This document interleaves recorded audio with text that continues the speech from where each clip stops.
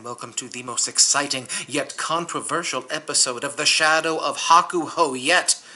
We have our first Shadow Yokozuna, Estonian Baruto, Salt Rays. Hakke-yoi! Roll the salt, get in the ring, welcome to the Dohyo!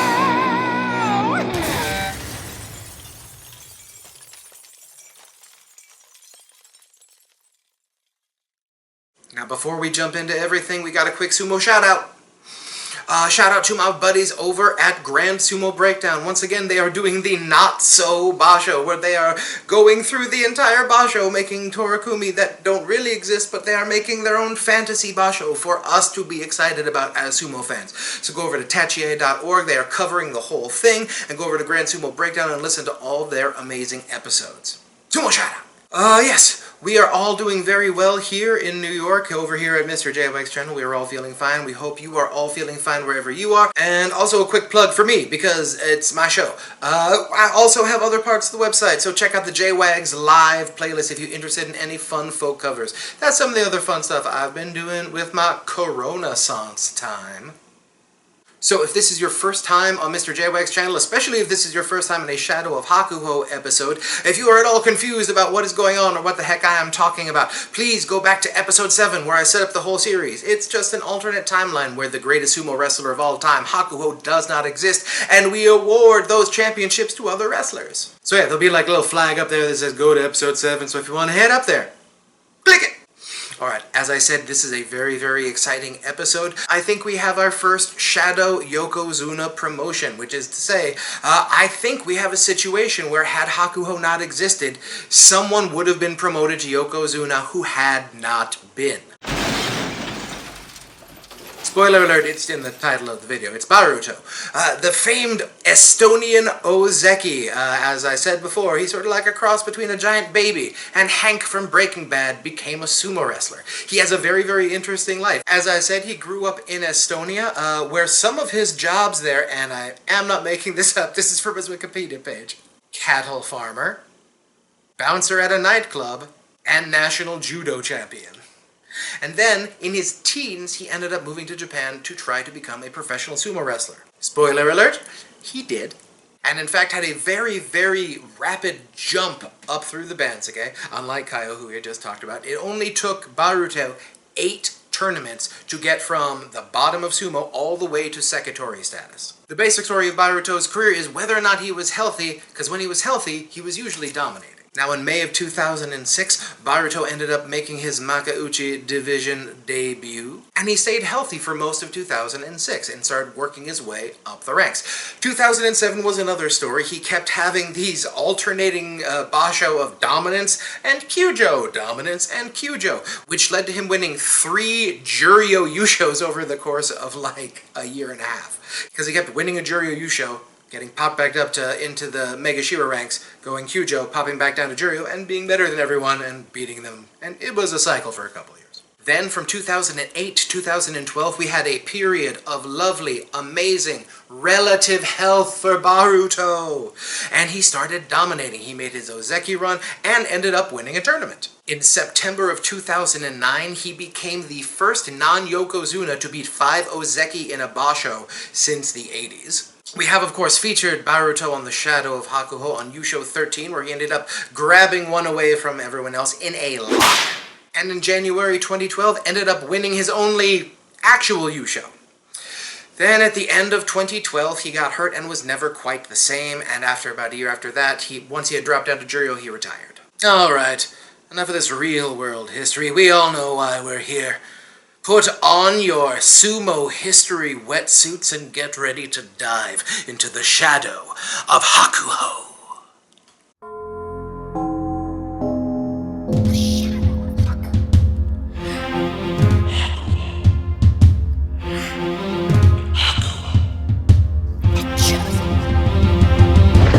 The Shadow of Hakuho.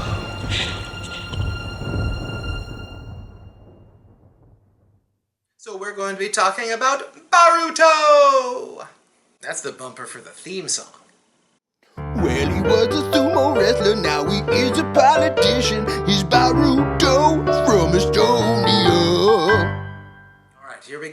Yusho number 21.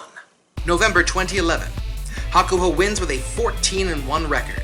Second place Jun Yusho goes to Megashira 9 Wakakoyu with a 12-3 record. One win down come Ozeki Baruto, Ozeki Kotoshogiku, Megashira 6 Miyabiyama, and Megashira 16 Aoyama. At 10-5, Sekiwake Kiseno Sato, Sekiwake Kakuryu, Megashira 7 Takekaze, and Megashira 15 Shohozan. I give this one to Baruto in a definite maybe.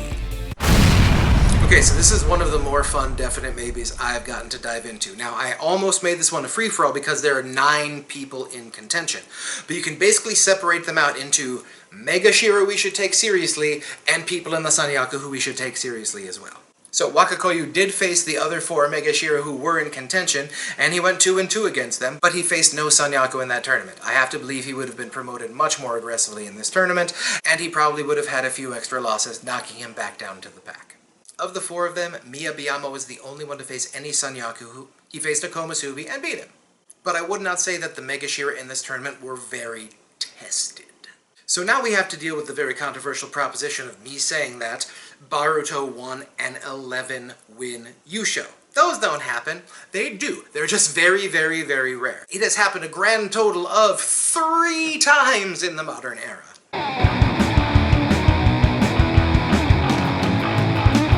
Haramafuji, as I have mentioned before, ended up coming back from 4 losses to beat Goeido twice on day 15. We've already watched the clips of that one. It's a great one. Then Ozeki Musashi Maru ended up winning a 5-way playoff for the Yusho. That tournament would just be a whole extra episode in itself, I may do.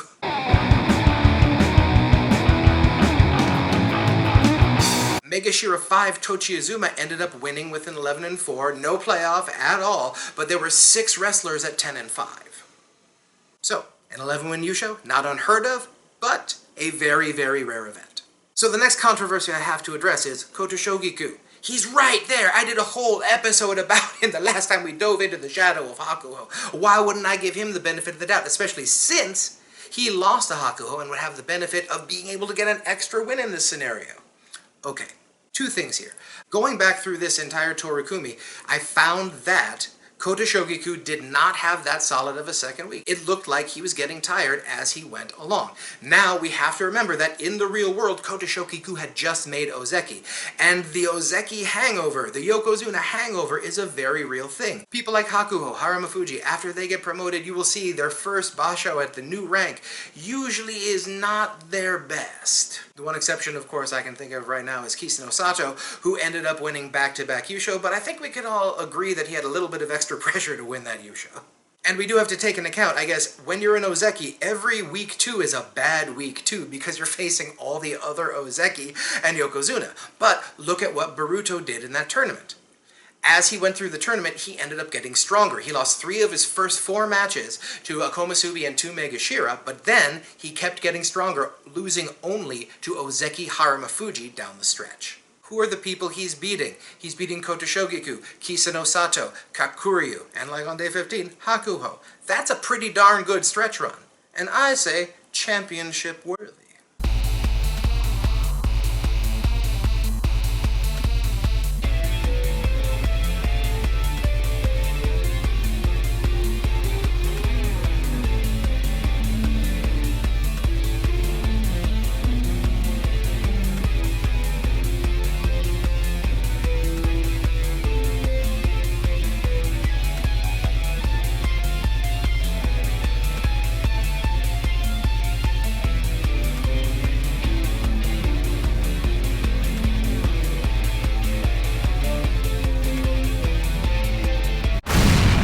Now here comes the really, really fun part. This Yusho, this Shadow Yusho, came right before Baruto's only real Yusho, where he won 14-1. Fun fact, guess who Baruto's only loss was in that tournament? That's right, it's Hakuho. I'm guessing he was a little peeved from the previous tournament. Okay, now this controversial decision sort of leapfrogs off of my last controversial decision, and how you felt about that is going to affect this. At this point, in the absence of Hakuho, there are no Yokozuna after Asashoryu's retirement. Now, if you've been following the Shadow of Hakuho and go back to my episode about Ama/Haramafuji, I said that I thought that Haramafuji would have been promoted in the absence of any Yokozuna in July 2011. So which means, in my Shadow world, there is a Yokozuna here named Haramafuji. Now, a lot of you pushed back at me on that one, said, no, they never would have promoted them, even if there were no Yokozuna. So, in your opinion world, there is no Yokozuna. So, hit me up on the comments whether you think this makes them more or less likely for them to have promoted Baruto, because in each case, I see a clear incentive. Number one, if there is Haramafuji there and he ended up getting promoted without the standard 13-win, 13-win, or back-to-back Yusho, because in the Shadow world that would have been Haramafuji's 4th Yusho. So in that world, could they refuse Baruto, who had 2 Yusho in a row, exceeding the standard they had just not held Haramafuji to? Or, in the case where there's a no Yokozuna, someone just won back-to-back Yusho and we have no Yokozuna. I believe he would have been promoted.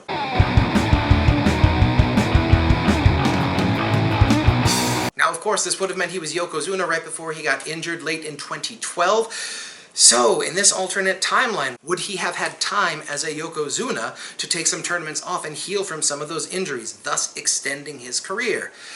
We will never know those sort of things. But this is his last appearance on the Shadow of Hakuho, so we decided to dedicate this whole episode to him. Here you go, Baruto. This is for you. He's Baruto from Estonia. Thank you all so much for watching these videos. They're so much fun to make. I hope you have fun watching them. Like, subscribe, comment, and we will see you next time on the Dohyo!